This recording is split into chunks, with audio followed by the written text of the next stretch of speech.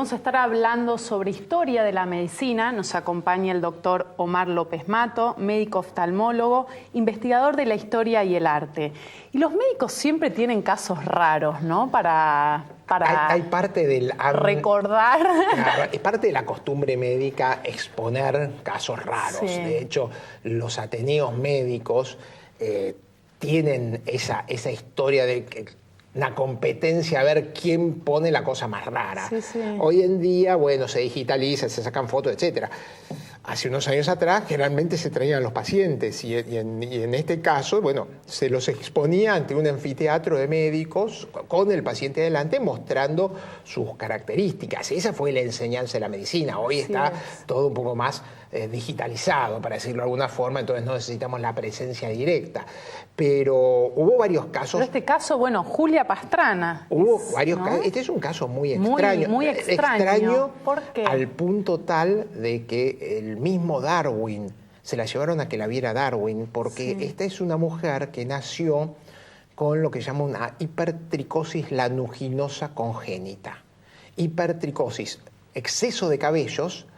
El lanugo es el cabello que tienen los bebés, tiene otra estructura que el vello que después tienen las personas adultas.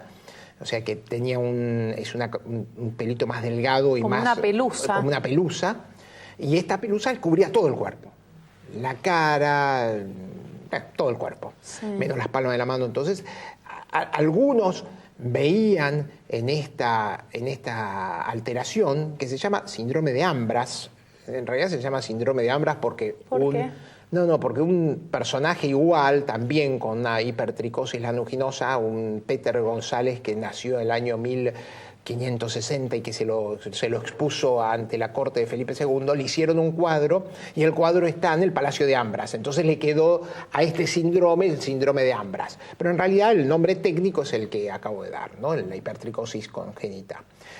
Porque hay otras formas de hipertricosis que no son congénitas y son adquiridas. De hecho, la forma más conocida de lo que nosotros llamamos la mujer barbuda del circo, del cual algún día les voy a hablar también, en realidad no es este síndrome. Este síndrome es congénito. Hay una alteración del cromosoma 8, una alteración del cromosoma 8 y hace que crezca este vello a lo largo de todo el cuerpo. Las mujeres barbudas generalmente tienen tumores o tienen cualquier tipo de alteración en donde se segrega testosterona. Y entonces crece la barba. Claro, la entonces hormona hormona masculina, entonces solamente tienen barba. Esta mujer, Julia Pastrana, tenía vello en todo el cuerpo. Claro, la llevaron siendo una atracción, porque aparte cantaba muy bien y bailaba muy bien. No, es mexicana. Mexicana. Se la llevaron a Estados Unidos, ahí donde estaba un poco la reivindicación del sideshow, se la llevaron a Barnum, que tenía el circo Barnum and Bailey, el circo más grande del mundo, y dijo, esto es demasiado aún para mi circo. Entonces se la llevaron a Europa, y en Europa ella cantaba y bailaba muy bien, y la vestían, van a ver dibujos de ella, en donde estaba vestida de marinero, vestida de señora española. Encima era muy bajita, medía 1,40 m, o sea que era una cosa medio rara. Es más, se la llevaron a Darwin, porque muchos creían que era una especie de esclavón perdido, que era una especie de hombre mono. Claro. De hecho, años después, sobre este personaje, se hizo una película en Italia que se llamaba La Donna Simia, es decir, la mujer mono. Que se la puede encontrar esa película, bastante tétrica.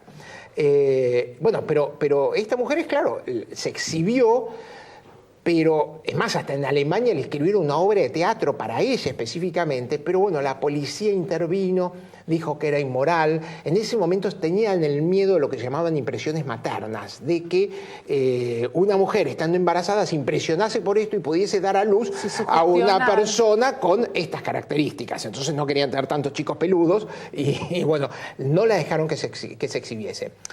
Ella ya estaba un poco triste, sola y bueno, no quería seguir exhibiéndose. Había ganado mucha plata, ¿no? Y su promotor, un señor que se llamaba Theodor Lenz, su representante, le ofrece casarse con ella. Entonces, ella sigue felizmente casada, viajan a Rusia, ahí ella había quedado embarazada, da a luz a un chico que tenía sus mismas características. Eso se da más o menos en el 50% de los casos por esta mutación. Pero como era muy chiquita, le dije, muere en el parto, muere el chico y muere ella en el parto pocos días después. ¿Y qué hace su marido, su promotor? La embalsama. Hace embalsamar a él y a su hijo y continúa la exposición de su esposa y de su vástago, cobrando a la gente que quería verla. No solamente esto, sino que él viaja de vuelta a Alemania y en Alemania conoce a otro caso de mujer con hipertricosis que se llamaba Sedora. Entonces, como Julia Pastrana ya era una persona conocida, dice que esta es la hermana de Julia Pastrana. Se casa y también le exime a su nueva esposa.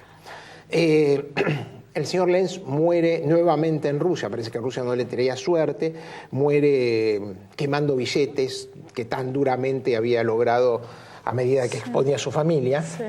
Y la nueva esposa toma las momias de su antecesora en el tálamo nupcial y la lleva a Alemania, la alquila y al final, por esa vuelta de la vida, termina exhibiéndose en circos noruegos. En esos circos noruegos se la ponía en la cámara del horror, entonces parece que se impresionaban mucho las chicas noruegas más lampiñas ante este exceso de pilosidad. Y en un momento, durante el nazismo, los nazis prohíben que se exhiba este ejemplar de una raza inferior para ellos.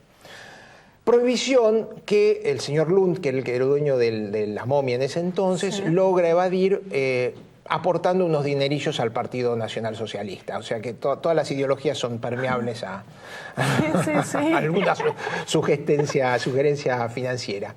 Después de la guerra se pierde el cadáver de Julia Pastrana y aparece, nadie sabe por qué, el hijo sí se destruye, literalmente desaparece, pero el cadáver de ella aparece en la Universidad de Oslo, en la cátedra de anatomía.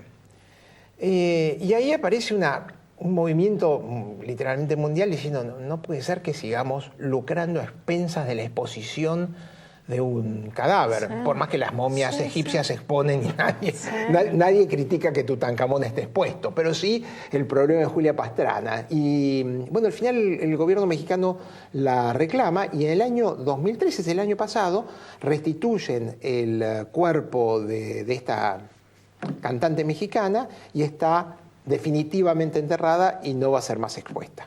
Bien, bien, qué interesante, qué interesante. ¿Hoy es algo que se trata esto? Sí, hoy esto se trata. ¿Sí? Hoy esto tiene distintos tipos de tratamiento, depilación definitiva, con luces.